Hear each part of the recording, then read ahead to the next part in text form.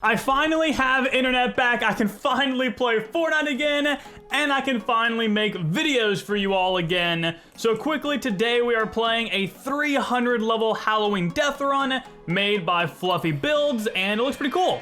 It doesn't seem super bland, super boring. It has some good aesthetic to it, but the main point of the video is basically a story time about what happened during Hurricane Ian. You know, what happened during experiencing a hurricane in Florida. That's kind of what we're talking about today. So hopefully you guys are excited. This is going to be very similar to my last storytime video, where basically there's next to no cutting.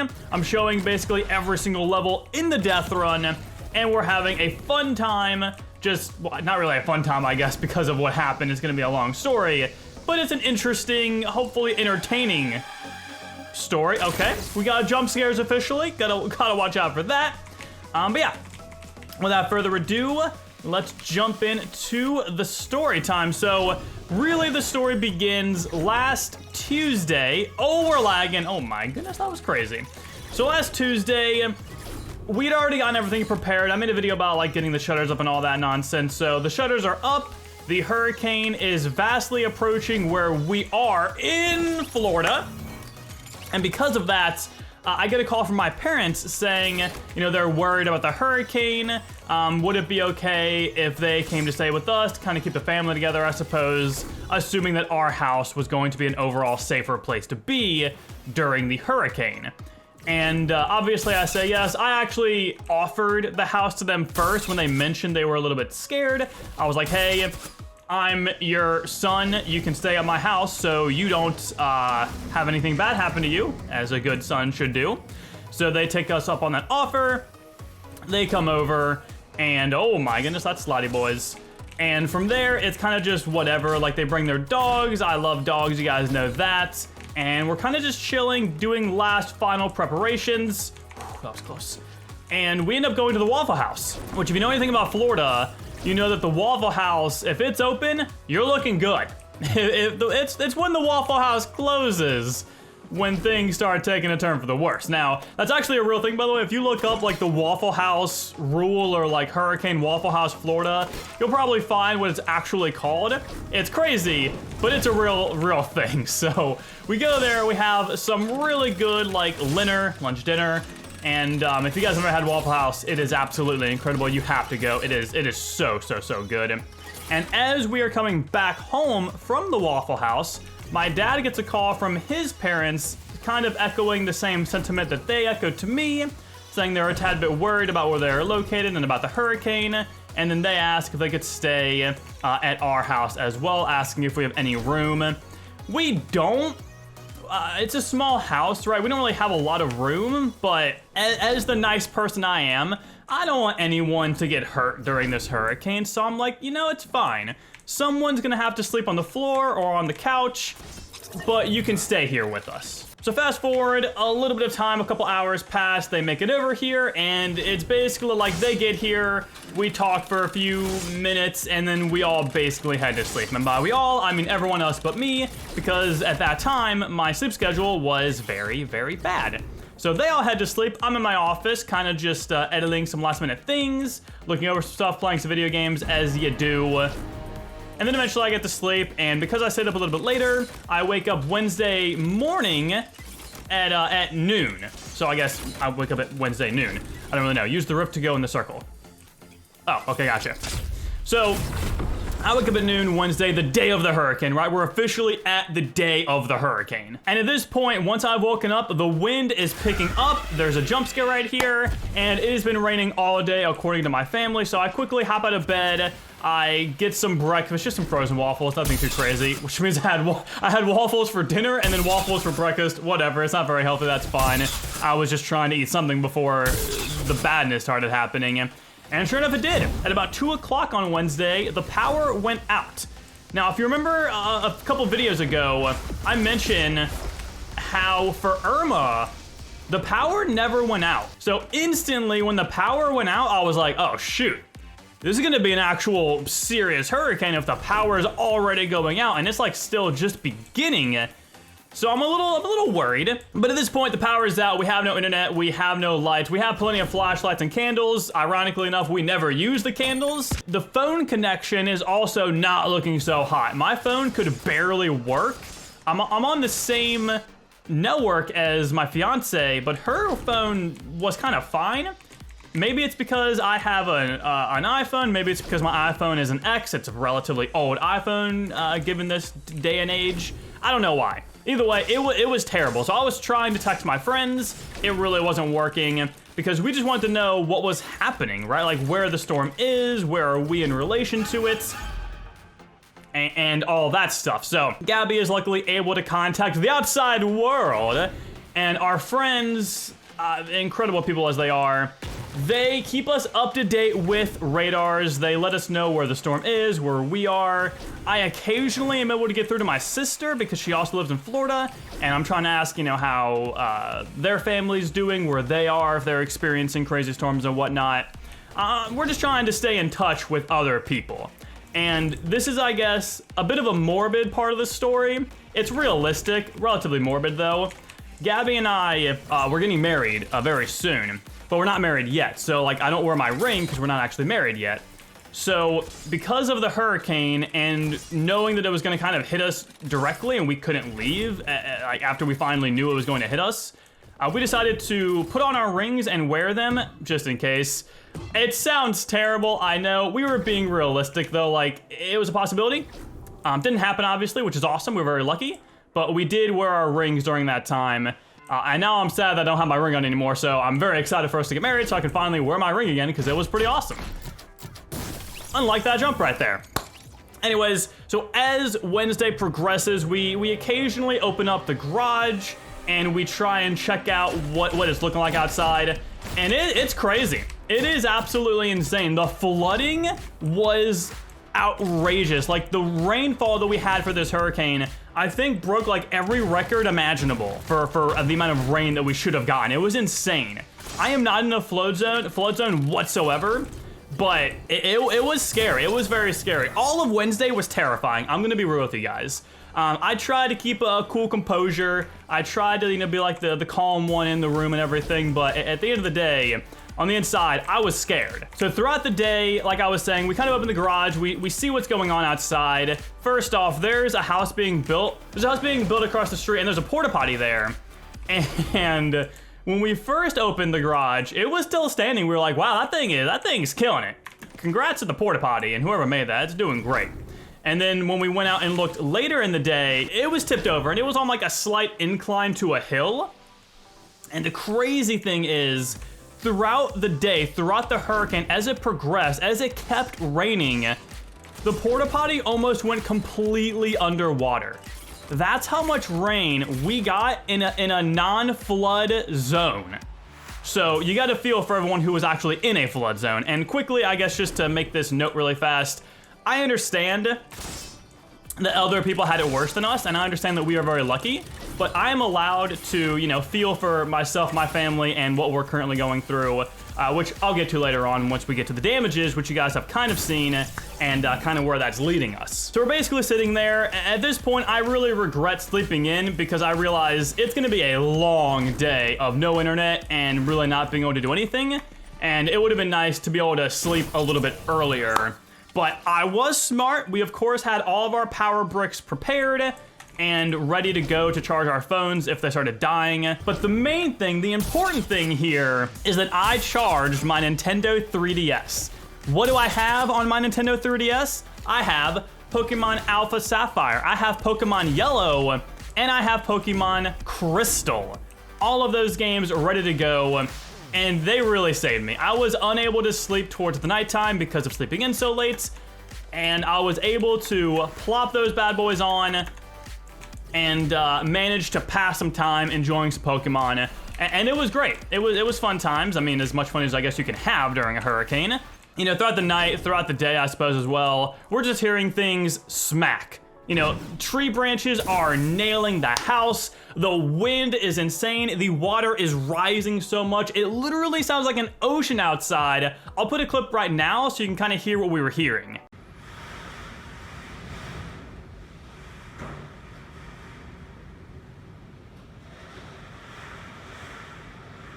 So that's kind of what we were hearing. It's hard to get a good grasp of it because I wasn't doing the best at getting the big hits. Like, if you watch my hurricane damage video, you know a lot of stuff went down. And a lot of that I didn't get, you know, like the tree branches falling, breaking the well, breaking this, that, and the other, all of the fences being destroyed. I guess realistically, some of the noises we heard could have been the planks of the fence just bouncing off of the actual fence and then hitting the house itself. It's impossible to really tell as we have shutters on, which means you can't see what's happening, which is both scary and not scary, because I feel like it's equally as scary to see what's happening outside and just hope that your hurricane-proof windows are actually doing their job and not gonna break or flood through. So that night happens. It's very, very heart-wrenching. You know, you're really scared the entire time. You don't know what's happening, really, and you're just hoping for the best. At one point, we do have a tiny leak in the master bathroom. Oh my goodness, there's tires right there, which we're a little bit worried about because that could mean either A, there's roof damage, which would not be good. That's really not great. Or that the wind and the rain was so insane that it simply maneuvered the water through like the vents and just pushed it onto the ground and into the actual room, which turns out that is actually what happened. The rain was so insane and the wind was so strong that it like pushed the rain like through the house, through like the vents and whatnot, and into the house. I don't know. That's what I was told. It seems kind of crazy to me. I'm no expert, but that's what I was told, so I have to believe them. Other than that, you know, I finally get to sleep. We wake up super early, like 6:30 in the morning. The storm has finally subsided. There's no rain anymore. And then that kind of goes into my damage video that I made, showing you guys the damage. But that's only the beginning, because at this point, there's no power. If you've been following along, we're in a house, you know that, which means we have a fridge. And a fridge needs power to keep things cool in it. I feel like you get where I'm going with this. Yeah, everything was bad. It was all bad. The power had been out at this point for like 18 hours. Nothing in that fridge was salvageable. And there was a lot in that fridge. That was a lot of money just gone, which really sucks. Hello, Gargoyle. Because we'd also like just recently gone shopping to kind of prepare for the hurricane. And obviously, it's not like the only thing we got were refrigerated or frozen items. We got other things, but so to have everything in our fridge just be completely wasted, other than like a few drinks and a few things here and there, it sucks. It really does suck. But of course, we were smart. We took pictures of everything for insurance. We took videos of everything to try and make sure we get the best claim possible. The downfall, I'm kind of getting ahead of myself here, but the downfall of insurance in Florida is when a hurricane hits and that's the reason you're making a claim, your deductible gets like massively increased. Like it could go from a smallish number and it could like 5x. That's how crazy deductibles end up getting, which is really unfortunate because the deductible is what you pay before the insurance starts paying for anything. So you have to pay that amount first, and if it exceeds that amount, that's when they will cover the rest, and that's why insurance is good. So again, I'm getting ahead of myself. We'll talk about more of that later. But as we have no power, all of our fridge is destroyed. There's no AC, the well broke, so there's no water. We have no idea when we're gonna be able to live in our house again. You know what I mean? It could be a couple days, it could be a couple weeks, it could be a month. We really, truly have no idea. So we kind of going about, you know, we start looking for hotels, right? Like that's the first thing you start doing. So you have a place to live, and then you start calling insurance and companies to fix all of your things and whatnot. So we spend like a day and a half. You know what I mean? We stay with our parents at some point, but it's just not working out very well. So the first day, we've called so many hotels trying to find something. I'm dead. No luck whatsoever. The second day, midway through it, we strike gold. We get a hotel, everyone. It's magical. We are almost in tears just finally having a place to stay, have some privacy, and just be able to like really focus on what we have to do to fix everything that just happened to our house and whatnot in our lives. What's really crazy about it is as we're checking in, it was booked for a week. As we're checking in, the receptionist or whatever they're called, they are on the phone with another potential customer trying to get a room, and there's none left. Mind you, we got the room about 20 minutes before getting there, and they're now completely booked. Which means we got insanely lucky to get this room, which it makes us feel even better because of how lucky we just got, which is good and everything. What in the world? That was crazy. So we get the room. It's not the greatest room in the world. I don't necessarily love it, but I mean, it's a place to keep your things safe and just to sleep and shower. That's really all a hotel is useful for. There's really no downtime, right? We get the hotel room, we get in there, we kind of put everything there, we shower, we relax for just a minute finally. And then starts the ever-long process of calling everyone. My throat's dying here. I should probably have gotten water for this story time. Ah! Well, I'm gonna accept my fate and just die. So we're calling everyone. We're calling the insurance. I've never filed a claim before. I mean, have you? I feel like you pay for insurance, right? Because it's good to do, it's smart to do for situations like this, but there's so often you never actually have to use your insurance, you know what I mean? So we have no idea what we're doing. My parents, I believe, had also never filed a claim before. So we're totally in the dark. We're just trying to get through it the best we can. That's not what you do. So we're figuring out that as we're navigating the area. We're calling well companies, fence companies, tree companies, debris companies, everyone you could possibly call for a situation like this. Trying to A, get through, B, not have to deal with a full mailbox, and C, get on the schedule for them to come out and fix things for us. So at this point, we've been out of our house for 2 days now. So we wake up, it's now the third day we've been out of our house, and we decide, let's go check the house, make sure it's not been broken into, because looting is a very serious problem. You gotta be some type of scumbag to try and take advantage and loot and steal from people who are being displaced from their home, and you're that person. It's just so pathetic, but it's a real thing, which really does suck. So we go back there because I'm a little bit worried that, you know, someone may have broken in. I'm just scared because I forgot to mention this, but as the hurricane was happening, there was a real chance our entire house was going to flood. So we got everything that was important, unplugged everything, like my computer and all that, and we went ahead and like put it at a bit of an elevated area in case the house flooded, just so hopefully something was going to be safe. Which meant if someone broke into the house, everything was just there. It was all, you know, as easy as it could possibly be to stealing. I don't really know where to go here. I'm not gonna lie to you. Maybe this one. That'd be the wrong one. This is gonna be a little bit of a while to figure this one out. But we do get back, and from there, I actually made it. Let's go. We turn the breaker back on because it's smart to turn everything off, the AC, the breaker, all that stuff, turn it off, just so nothing like surges or anything like that happens. Turns out we have power. We actually have power. It had only been like 3 days since the hurricane. We have power back at our house already, which is insane, which means we have AC. Now, while that does sound amazing, we still don't have water, which is really the big thing, because we could live here, it would feel cool, we wouldn't be sweating, but we couldn't shower, we couldn't do laundry, we couldn't wash our dishes or anything like that. So it would be awesome to stay here, but we still can't because of that reason. However, we do finally get a call back from our well company saying that, you know, they got us on the list, and they say next few days they should be able to have someone come out and we should be good to go. So that day kind of ends abruptly. It took like 4 hours to get back to our place just because the flooding is insane. The entire highway was flooded. That's how much water we got. The highway was just water. You couldn't drive. Most of the areas around us were completely flooded.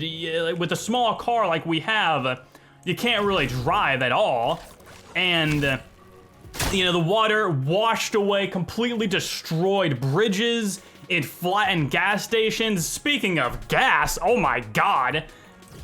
Good luck, dude. There's no gas. There's still very little gas around. I'm like afraid to drive because if I do, I'm gonna get low on gas and then eventually I'm not gonna be able to get gas anymore. Do I hit you? I do. At least I'm smart. What should have been like a simple hour-ish drive turned into like a 6-hour adventure just to get here, see we have power, and then to leave. That's all we really did. Which meant when we got back to our hotel room, it was basically, you know, find something for dinner, Wendy's or something like that, chill for a minute, shower up, and then go ahead and get to sleep, which was, it was difficult to sleep. I'm not gonna lie. Not being able to be in my own bed, not being able to shower in my own shower, and just being very stressed about what's happening, knowing you're about to spend so much money that you were not prepared to spend. It's very, very sad. And if I'm gonna be honest, there's a lot of crying between Gabby and I. It was just, it was not great. It was really not fun. So we wake up the next day, we get our free breakfast though. Let's go, hotels. Free breakfast, baby. That's what you love to see. That's why you pay the money. So we get the free breakfast. Guess what? I had a waffle. I had so many waffles recently, dude. I mean, I like waffles, don't get me wrong, but it was a lot of waffles, dude. So we get our breakfast in our stummies. So we're thinking, because we have power back at the place, we kind of need to dump off all of our dirty clothes. We had brought a lot with us because we didn't know how long we were gonna be. But now, since we can kind of keep it back at the house now, I have to sneeze. I don't have to sneeze. We're gonna kind of like minimalize what we have in the hotel so we don't forget stuff in the future. So we take literally everything. My gut was telling me,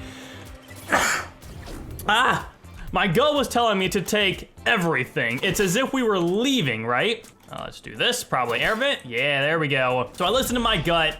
We take literally everything with us. We don't check out because we still may need the hotel, obviously. In our minds, we do need the hotel.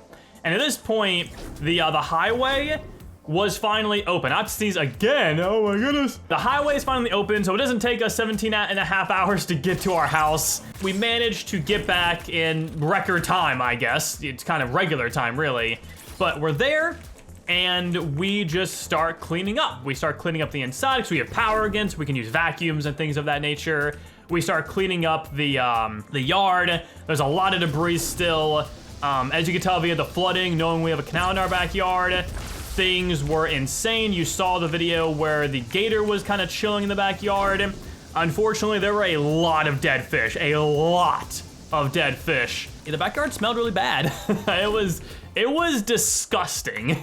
Like, it smelled so rancid. If you guys know what red tide is, that's what it smelled like. It's like going to the beach during red tide. It was so nasty. But we had to deal with it because we had to clean up the house. And as we're doing that, we get a call from the well company. Now, this isn't much. It's just because we had called again, kind of trying to see if we could get an update of where we are in line now. And she called back saying, you know, you're at this spot in line. Someone's kind of near your area. You may be able to have the water by tomorrow. We're like, all right, we appreciate that, because during this time, you should always be appreciating the people, like the linemen, the construction, debris people, well people, all of those people that are really out there making people's lives start happening again. You should always be appreciating those people. And I don't know if because we like shared our appreciation for them or what, but about 2 hours after that call, person for the well shows up, baby. So we get water back, which is awesome. It was so much sooner than we had ever expected. Power came back super fast. The well company came out and fixed the well super fast, way sooner than we expected. And that meant, guess what? Check it out, kind of crazy. We can live at our house again. There's no internet, but that doesn't really matter. We got AC, we got water, we're chilling. So we have to call the hotel and be like, hey, you know, we have our house back, we can live here again. We don't want to take up a room for someone who may absolutely need it, who cannot live in their house right now. So check us out really fast. And knowing hotels, guess what? They didn't really do that. I mean, they checked us out, but they still charge us for the full time. So we're still kind of going through that phone call to make sure we get our money back and to only be charged for the appropriate amount of days we spent in there. Understanding that it's going to be a little more per night because we canceled early, but we still should not have been charged what we were charged. It's a little ridiculous. I'm guessing I dance right here. Ah, go, go! I don't know if that disappears after so long, but that's fine, that's whatever. These are not Neos, gosh darn it, I was hoping to finally find Neos. Anyways, so I was really happy that my gut told us to take everything with us back to the house, because clearly it was worth it. Because now we don't have to drive incredibly far away just to pick up all of our stuff and then drive all the way back. It would have been so obnoxious to have done that and a huge waste of gas, which is a very rare commodity right now. You really can't find it. And restaurants are still having like limited menus. It's still rough, and buying food is still really difficult. You know, water is basically always sold out. Our fridge is still barely, like, we don't really have a lot of food still. Like, we're kind of running on fumes for food. Like, we're just trying every day to get some more things we can eat. You know, it sucks not being able to get what you 100% want to eat, but at the same time, as long as there is some food, you're fine, you know what I mean? Like, you don't need to eat your favorite meals every single day. As long as you can eat, you can be happy with that, right? And that's kind of how we're looking at it. At this point, though, this is where, like, more of the sadness comes in, I suppose. Not really sadness. I mean, we've been very lucky. Like, we cannot ignore how lucky we've been to have gotten our power fixed so fast, our well fixed so fast, and even our internet. I mean, it's been 8 days, but it's back, and that's better than it being a week. I don't know, so we were really lucky. Regardless, that luck still comes with paying a lot of money to get everything fixed. There's the well, there's all the food, there's the gas, there's the hotel stay. There is the fence being fixed. That's a big hitter. That costs thousands of dollars to get fixed. And like I mentioned earlier, this is why we came back to it, insurance in Florida kind of sucks. It's understandable, I'm alive. But yeah, when a hurricane hits, everything gets kind of surcharged. It gets surged, rather, not surcharged. Because of that, our deductible is massive, which basically honestly means that for the most part, insurance kind of worthless, kind of doo-doo, because everything costs so much, but not too much to where we won't even, I don't even think, surpass our deductible. Meaning the insurance won't do anything anyways. Like, they came out, they assessed stuff, but yeah, it's a lot of money. Don't get me wrong, it's a lot of money. It's not 5 figures, but it's still a lot of money that we were just not ready to have to spend. You know, we're literally having our wedding. We're having our honeymoon. All that stuff is paid for already. We can't get that money back. That cost a lot. And now we're spending thousands of dollars to fix everything that just happened. It really does suck. It's a lot of money. So that's like where it gets sad and not great. Throughout the 11 years that I've lived here, I have never experienced a hurricane that actually really affected my life. The closest one was Irma, and that really didn't do too much. But yeah, so that's kind of where we're at. We're fully still searching for a fence company to fix the fence. We've got an estimate from one. It was a lot, but they also said they couldn't fix it until December. That's a long time from now. That shows how crazy booked people are. I guess with the internet, I kind of skimped over a bit of how crazy lucky we were with the internet as well, so I guess I'll get on that really fast. So for the internet, it was out for however long it was. You know, luckily I had my laptop, and I was always going to find like random Wi-Fi around the city so I could do business calls and emails and do this, that, and the other. But that was not working very well, you know what I mean? So we finally got internet back. I got the text saying, hey, it's been resolved. And I was like, sweet, let's go. I can finally get online again. But something else was wrong. Like, we still didn't have internet. So we had to call the company, and then they went over like their whole troubleshooting thing, and I was like, man, I've done all of this. I am someone who knows what to do when it comes to that. So everything they said, I was like, yep, done. They're like, I was like, yep, yes, I've done it all, man. I've done it all, dude. I've done everything. We still went over everything, but obviously nothing worked because I'd already done it before. So they said a technician's gonna have to come out, and the earliest they can get here is next Wednesday, which would have meant I would have been out of internet for 2 entire weeks, which is just, it's such a long time. I mean, I know my channel is not doing the best, but I still make money from it, right? And just, there's a lot of business-based things I'm doing right now, a lot of interviews and whatnot that I need to be available for, which I can't do that if I don't have internet. Otherwise, I'm, you know, talking to them in the parking lot of a Dick's Sporting Goods or something. I don't know. That's not a joke, by the way. I was doing that. I actually had an interview with that, so that's a real thing that happened. And I'm dead. Anyways, very similar to the well story. After that phone call, like not even an hour later, a technician comes by saying they were in the area and they're gonna quickly check. Yeah, so they come over you know, we're kind of like not in the order, but they're like 2 feet from where we were. They were like literally right down the road. So they quickly come over and they fixed it so fast. We tipped them, you know, what we can, but they fixed it. And then we got internet back. That was late last night. And that's why this morning I just kind of instantly started making this video after waking up. And that kind of brings us to today. And it has been a very long video. So if you stuck through the entire story time, I appreciate you. I apologize if the story was like a little kind of all over the place. I just wanted to tell the story while it's fresh in my mind and get it out there to you guys as soon as possible. But I hope it wasn't too hard to like follow the story. There was no script to it. There was no structure. There was just me recounting my experience of the hurricane. So if you've ever wanted to live in Florida, or if you've experienced a hurricane, this probably is familiar to you, and that is basically what it's like to be lucky in a hurricane in Florida. It could have been a lot worse. It really, really could have been. Okay, this is a timing-based level, got it. I am just dying so much at the end of this death run. At this point, though, we can really focus up. We can really knock out this bad boy. Only a few levels left. We're on 269, nice. Oh, I'm still good at it, man. I played a little bit of Fortnite last night to kind of shake the rust off. I'm surprisingly not bad right now in the death running or the actual BR, but it's definitely rusty. I can definitely see that. Luckily for, where are we going, up there, I think? Luckily for death running, you don't need to be all that, like, crazy good. You don't really need to keep up with it a lot to stay good at death running. It's, for me at least, it's super easy. It's really brainless for the most parts. And I don't need to practice or anything. It's just good to go. There's no warming up needed. This map has been really cool, by the way. I know I've been really focused on the story, and I've not really said too much about the map, but it's been really good. It's very long. Like, it's 300 levels, but it's a long 300 levels, which is really different. So, Fluffy, shout out to you if you're watching this. I appreciate the map. I love these styles because it gives me an opportunity to make a story time about it and have something fun to do. Let's build the bridge, baby. And have something fun to do, get some XP, and have some really cool background footage for the viewers to watch whilst I'm explaining my story.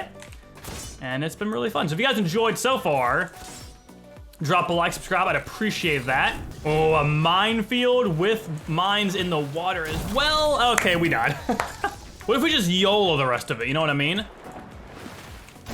That almost worked. It almost worked though, man. Okay, if I took it seriously, that was actually super, super, super easy. I was just being really stupid about it.